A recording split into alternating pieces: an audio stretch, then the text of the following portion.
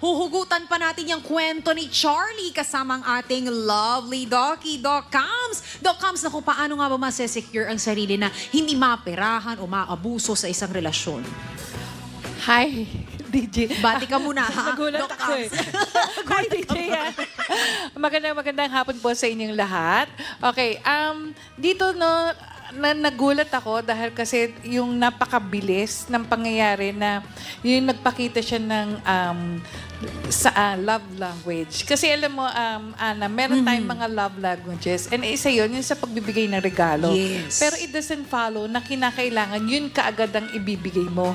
Dahil kasi may mga pagkakataon na kumisan yung pagbigay mo lang ng words of appreciation na parang, uy, thank you ha, hinatid mo ko. Malaking factor na yon. O kaya naman, yung sinasabing acts of service, yung ihahatid mo, yung mga ganong bagay. And then, kung sasabihin natin na ang gusto niya yung regalo, dapat kasi pinag-uusapan yon.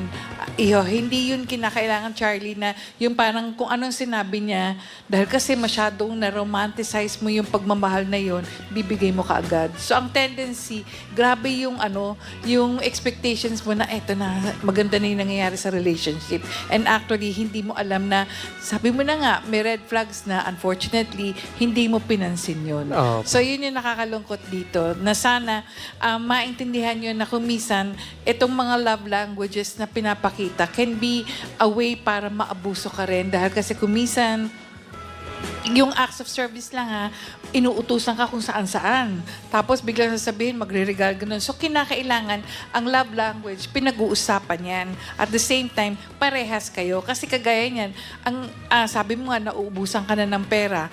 Merong iba na nagbibigay ng regalo, pero at the same time, pagkatapos nun, na-appreciate. And then yung appreciation na pinapakita, stop. Hanggang doon lang muna. Ito, magugulat ka eh. Parang may demand. Iba yung demand na sinasabi niya kesa kung ito ay gift na, or kaya yung sinasabi na hinihiling sa'yo is an act of love.